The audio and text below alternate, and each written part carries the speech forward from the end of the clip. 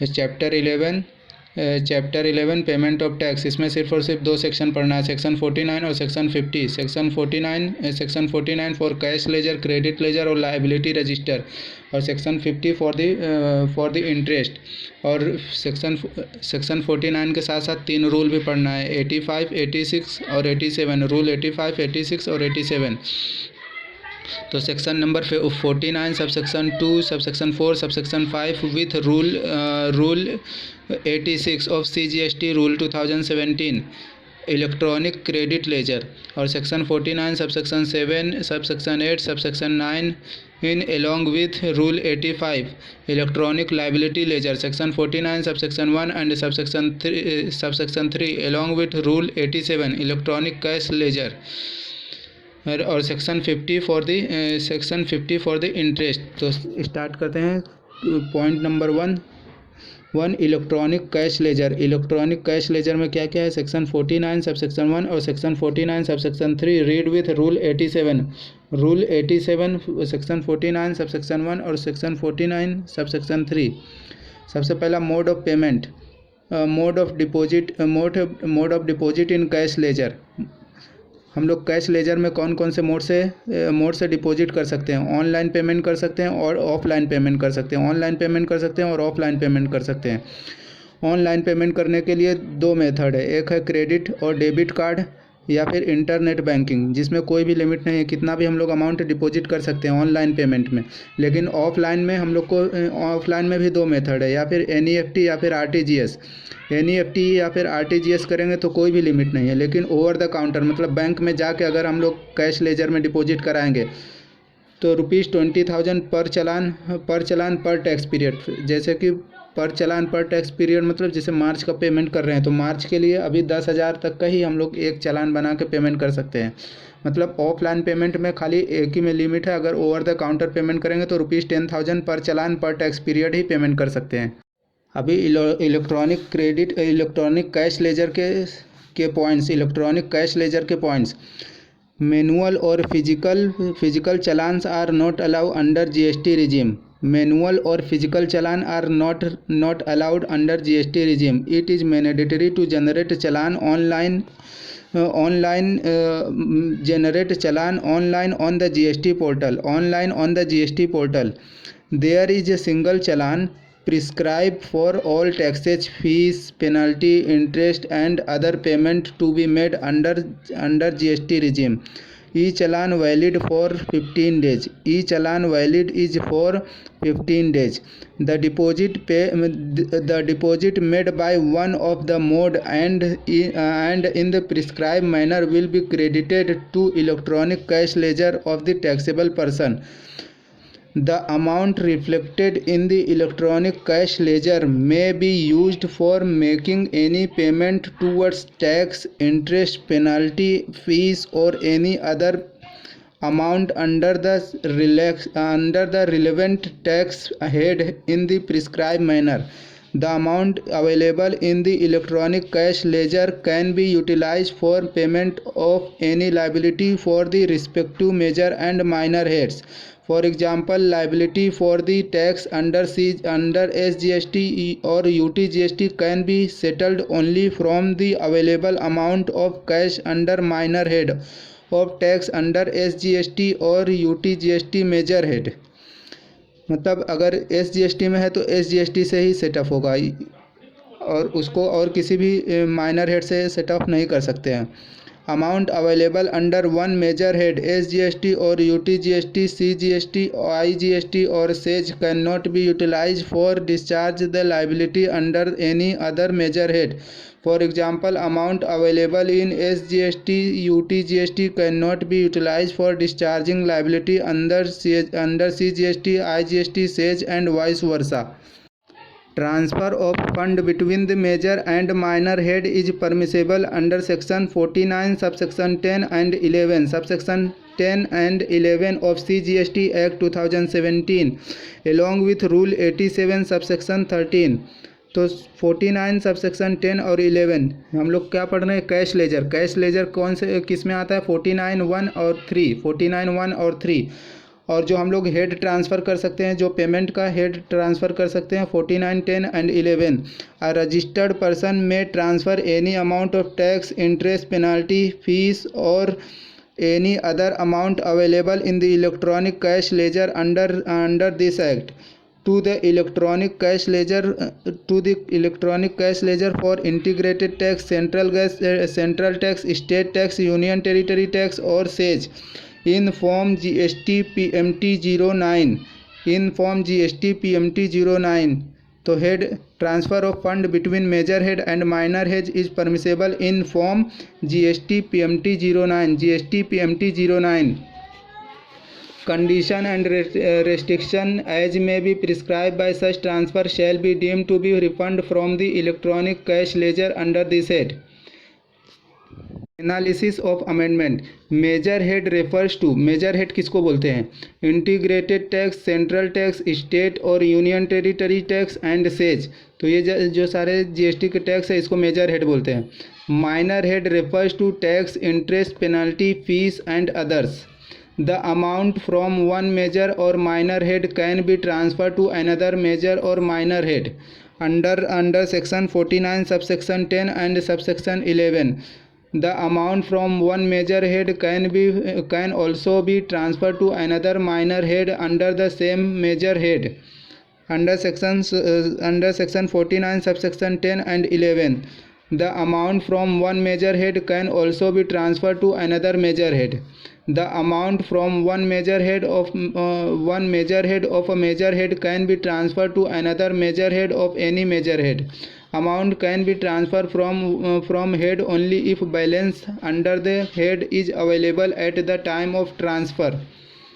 Point number 2, electronic credit ledger। Electronic credit ledger under section 49 subsection 2, 4 and 5 2, 4 and 5। Electronic cash laser था under section 49 subsection 1 and 3। अभी electronic credit laser section 49 subsection 2, 4 and 5। Read with Rule 86 of CGST rule।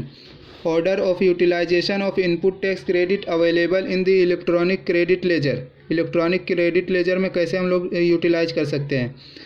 IGST, CGST, SGST और UTGST का जैसे liability है तो सबसे पहला IGST का यूटिलाइज करना पड़ेगा, फिर उसके बाद SGST का, फिर CGST, फिर UTGST का, कोई भी एनी ऑर्डर में पहले, लेकिन IGST का पहले खाली करना पड़ेगा। IGST credit is to be utilized first against IGST liability, then against CGST, SGST, UTGST liability in any order। Taxpayer has to exhaust ITC of IGST first, allowed by CGST, SGST, followed by CGST, SGST, UTGST credited। ITC of IGST to be completely exhausted mandatorily। ये mandatory है कि उसको completely exhaust करो। The CGST credit can not be utilize for payment of SGST और UTGST। Central GST tax को SGST और UTGST में set off नहीं कर सकते। और उसी तरीके से SGST और UTGST credit can not be utilize for payment of CGST unless the supplier has paid the entire self-assessed tax and filed his return, and the recipient has filed the return. The ITC to the recipient would not be confirmed। Where registered person has claimed refund of any amount paid as tax, wrongly paid or paid in excess, for which debit has been made from the electronic credit ledger, the said amount, if found admissible, shall be recredited to the electronic credit ledger by the proper officer by order made in the prescribed form। Point number 3, section 49 subsection 7, 8 and 9। Read along with Rule 85। Rule 85 electronic liability register. पहला था electronic cash laser, फिर था electronic credit laser, अभी आता है electronic liability register. Electronic liability register के point: order of discharge of tax and other dues. कौन कौन से ऑर्डर में हम लोग लायबिलिटी रजिस्टर को यूटिलाइज करेंगे। Self assess tax and other dues for the previous tax period have to be discharge first. Self assess tax and other dues for the previous tax period have to be discharge first. जो previous year का liability है, जो previous year का self assess tax है, उसको पहले discharge करेंगे। फिर self assess tax and other dues for the current period have to be discharge next. Self assess tax and other dues for the current period have to be discharge next. All dues include demand determine under section 73 and 74। तो सबसे last में क्या करेंगे, all dues including demand and determined under section 73 और 74। अभी electronic ledgers, e ledger, electronic cash ledger, it will reflect, electronic cash ledger will reflect all deposits made in cash and TCS accepted by taxpayer. This ledger can be used for making any payment towards tax, interest, penalty, fees or any other amount on account of GST. Electronic credit ledger will reflect input tax credit as self-assessed in monthly return. The credit in credit ledger can be used to make payment of only tax, that is output tax, and not other amount such as interest, penalty, fees etc. मतलब credit ledger के जो भी amount रहेगा उससे खाली tax payment होगा, कुछ भी इंटरेस्ट, पेनल्टी या फिर फीस का पेमेंट नहीं होगा। Electronic liability register will reflect the total tax liability of tax payer after netting for the particular month. Electronic liability register will reflect the total tax liability. अभी आता है point सबसे last, section 50 interest on delay payment. Interest when interest is payable because of delay in payment of tax in full और in part. जैसे कुछ भी delay हो गया रिटर्न फाइल करने में, तो जो इंटरेस्ट लगेगा, पेमेंट का जो इंटरेस्ट लगेगा वो 18% पर एनम है। 18% per annum from due date till the date of actual payment of tax, from due date till date of actual payment of tax, from due date till the date of actual payment of tax 18% अगर delay in payment of tax करेंगे तो। अच्छा, अभी section 50 में ही undue और excess ITC claimed under section 42 subsection 10। Undue और excess ITC claim under section 42 subsection 10 तो 24% टैक्स लगेगा, 24% पर एनम।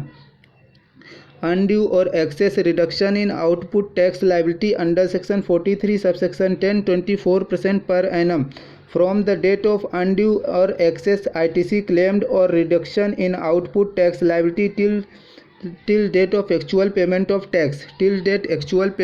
टैक्स।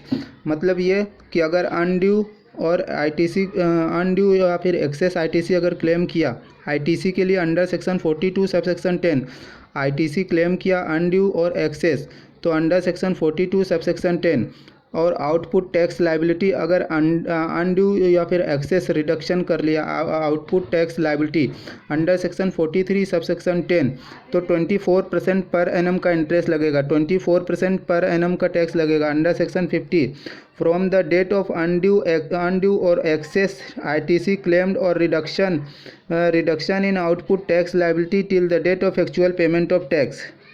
अच्छा, ये 18% टैक्स का जो नेट पे लगेगा उसके लिए एक पॉइंट आया था कि interest on tax payable in respect of supplies made during the period and declared in the return for the said period furnished after the due date in accordance with the provision of section 39 shall be levied only on that portion of tax that is paid by debiting the electronic credit ledger, only on net cash tax liability payable after adjusting ITC, मतलब ITC को जैसे output tax minus ITC जो भी net liability आया उस, अगर हम लोग डिले पेमेंट कर रहे हैं तो उस पर 18% का टैक्स लगा देंगे। 18% पर एनम के हिसाब से टैक्स लगा देंगे, 18% पर एनम के हिसाब से नेट आउटपुट टैक्स लायबिलिटी के ऊपर। However net tax liability provision is not applicable where such return is furnished after commencement of any proceeding under section 73 और 74। अगर प्रोसीडिंग स्टार्ट हो गया 73 और 74 में, तब अगर फाइल कर रहे हैं फिर ये नेट लायबिलिटी मतलब आईडीसी माइनस नहीं कर सकते हैं, फिर हम लोग को ग्रॉस लायबिलिटी पे पेमेंट करना पड़ेगा। फिर interest will be payable on gross tax liability. तो ये था हम लोग का 4 का 4 पॉइंट पेमेंट ऑफ टैक्स का चैप्टर नंबर 11, जिसमें हम लोग ने पढ़ा section 49 sub section 1 and 3 with the rule 87 electronic cash laser, section 49 2 4 and 5 with the rule 86 electronic credit laser, section 49 sub section 7 8 9 with rule 85 electronic liability laser, section 50 में 18% tax है और 24% है। 24% आईटीसी अगर गलत ले लिया है अंडर सेक्शन 42 सब सेक्शन 10, या फिर आउटपुट लायबिलिटी हम लोग ने कम दिखाया है अंडर सेक्शन 43 सब सेक्शन 10, तो इंटरेस्ट लग जाएगा 24% interest on delay payment of tax. और ई चालान की वैलिडिटी है 15 डेज। और जो हम लोग हेड ट्रांसफ़र करने के लिए माइनर से जो लायबिलिटी है उस कैश लेजर में उसको हम लोग ट्रांसफ़र कर सकते हैं इन फॉर्म जीएसटी पीएमटी 09।